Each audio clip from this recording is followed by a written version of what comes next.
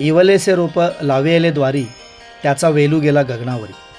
ह्या उक्तीप्रमाणे 1960ला संयुक्त महाराष्ट्राची निर्मिती झाल्यानंतर प्रथमतः समाज कल्याण विभागाच्या माध्यमातून आश्रमशाळा सुरू करण्यात आल्या. तदनंतर दऱ्याकपारीमध्ये राहणारा आणि विकासापासून शेकडो कोस दूर असणाऱ्या आमच्या आदिवासी समाजाला मुख्य प्रवाहात आणण्यासाठी स्वतंत्र आदिवासी विकास विभागाची निर्मिती 1972ला करण्यात आली. कुडांच्या भिंती, शेणाने सारवलेले ओटे येथून सुरुवात झालेला हा विभाग आज काट टाकत मुंबईसारख्या प्रगत शहरातील शाळांना लाजवतील अशा इमारती उभ्या करून केवळ भौतिक सुविधांनी नव्हे तर थेट इंजिनियर्स, डॉक्टर्स, IAS सारखी मजल आज आमच्या आदिवासी विद्यार्थ्यांनी मारली. त्याचं सर्वाधिक श्रेय जातं आमच्या आदिवासी विकास विभागाला. मुख्य प्रवाहात आलेला आमचा हा तरुण ना केवळ शैक्षणिकदृष्ट्या समृद्ध झाला, तर राजकीय, सामाजिक, सांस्कृतिक क्षेत्रात त्याने एक वेगळी मजल घातली. ह्या विभागातील विद्यार्थ्यांसाठी आदिवासी विकास विभागानं शासन स्तरावर अनेक विविध योजना राबवल्या आणि त्या सत्यात उतरवून दाखवल्या. शालेय शिक्षणासोबतच शिक्षण व नोकरीनिमित्त परदेशाची वारी, उच्च शिक्षणाची व्यवस्था, JEE नीटसारख्या परीक्षांच्या माध्यमातून विद्यार्थ्यांची स्वप्न पूर्ण करणारी व्यवस्था, क्रॅश कोर्स, कला क्रीडा महोत्सव, विज्ञान प्रदर्शन, मुंबई दर्शन सहल, स्वयंसेवी संस्थांमार्फत राबवले जाणारे विविध कार्यक्रम, अशा अनेक उपक्रमांची रेलचल आज तागायत सुरू आहे. त्याला जोड लागत गेली ती लोकाभिमुख, विद्यार्थीभिमुख अधिकारी वर्गाची.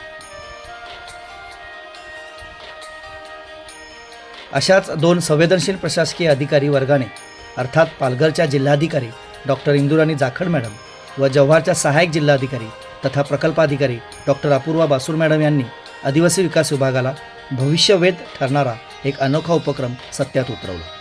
नीती आयोग, भारत सरकार यांच्या वतीने घोषित झालेल्या जव्हार प्रकल्पातील आकांक्षित तालुके अर्थात जव्हार व विक्रमगड ह्या तालुक्यातील शैक्षणिक दर्जा सुधारणे कामी उपलब्ध निधीचा योग्य अभ्यास करत डॉक्टर अपूर्वा बासूर मॅडम यांनी आश्रमशाळा विद्यार्थ्यांना थेट विमानाद्वारे बँगलोर दर्शन घडवून आणले. एकंदरीत 95 मुले व 95 मुली सोबत 10 शिक्षक, शिक्षिका, शिक्षकेतर कर्मचारी यांचा समावेश असलेला हा दौरा आदिवासी विकास विभागाला एक वेगळीच कलाटणी देणारा ठरेल ह्यात शंका नसावी. STच्या पुढचा कधीही प्रवास न केलेला आमचा आदिवासी विद्यार्थी जेव्हा विमानात बसला तेव्हा त्याच्या चेहऱ्यावरचा आनंद ओसंडून वाहत होता. जग कवेत घेऊ पाहण्याची उमेद त्यांच्या मनामध्ये निर्माण झालेली दिसून येत होती. जाताना विमान, येताना रेल्वे हे दोन्ही प्रवास आदिवासी विकास विभागाला दिशा देणारे ठरले. या 5 दिवसीय शैक्षणिक सहलीमध्ये विद्यार्थ्यांनी सोबत असणाऱ्या शिक्षक संवर्गाने जे अनुभवलं, पाहिलं ते सर्वसामान्य भारतीय नागरिकांना शक्यतो पाहता येण्यासारखं नव्हतं.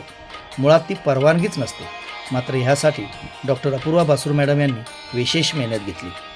ह्या दौऱ्याच्या यशस्वीतेकडे त्यांचं बारीक लक्ष होतं. उदाहरणार्थ बँगलोर एअरफोर्स स्टेशन, तेथील एअर ट्रॅफिक कंट्रोल सेंटर, उडणारी विमाने, पायलटची शिक्षण व्यवस्था, कारगिल व इतर युद्धांमध्ये वापरली गेलेली विमानं, त्यांची दुरुस्ती, देखभाल व्यवस्था, हेलिकॉप्टरची रचना, जिथे पायलट बसतो तिथे प्रत्येक विद्यार्थी काही क्षण स्थिरावला होता.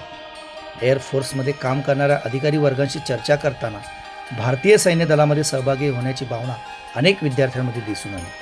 त्यांनी ती व्यक्तही करून दाखवली. हीच खऱ्या अर्थानं ह्या शैक्षणिक सहलीची यशस्वीता म्हणावी लागेल. जागतिक स्तरावरचं विश्वेश्वरय्या इंडस्ट्रियल म्युझियम, ज्यामध्ये space technology, biotechnology, engine section, 3D section, मनोरंजनातून विज्ञान अशा विविध बाबींचा विद्यार्थ्यांना अभ्यास करता आला.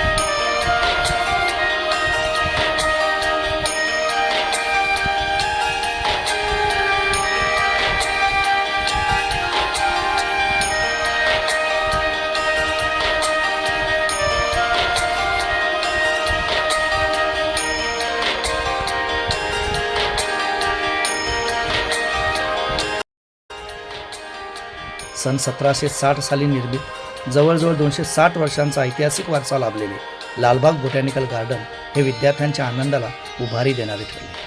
येथील 100-150 वर्षांहून जुनी असलेली झाडे, 3-3.5 अब्ज वर्ष जुना असलेला खडक, बोन्सई टेक्निकने निर्माण झालेली झाडं मनाला नवचेतना निर्माण करत होती. भारतातील प्रसिद्ध मॉल अर्थात ओनियन मॉल सोबत टिपू सुलतान समर पॅलेस पाहताना मुलं अगदी भारावून गेली होती. एका वेगळ्याच विश्वामध्ये आल्याची जाणीव त्यांच्या चेहऱ्यावर आपसुकच दिसून येत होती.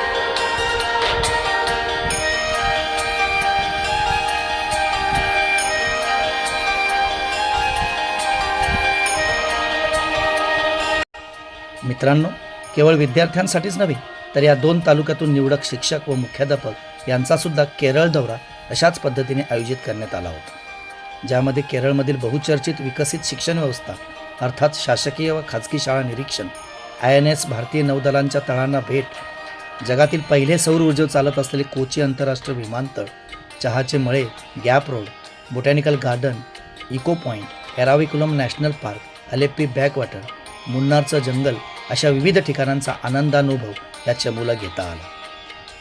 ह्या दोन्ही शैक्षणिक सहलीच्या नियोजनाची जबाबदारी ज्यांच्यावर होती ते Bhoir tours and holidays private limited वाडाचे संचालक हेमंत भोईर यांच्या माध्यमातून उपलब्ध असलेली 3 स्टार हॉटेलची राहण्याची व खाण्याची व्यवस्था ह्या शैक्षणिक सहलीचं वैशिष्ट्य ठरली. विकसनशील राष्ट्राकडून विकसित राष्ट्राकडे भारत वाटचाल करत असताना त्यामध्ये आमच्या आदिवासी विकास विभागाचंही योगदान आहे याचा आम्हाला सार्थ अभिमान आहे. आज सर्व स्तरातून या नाविन्यपूर्ण योजनेचे गोड कौतुक होत आहे.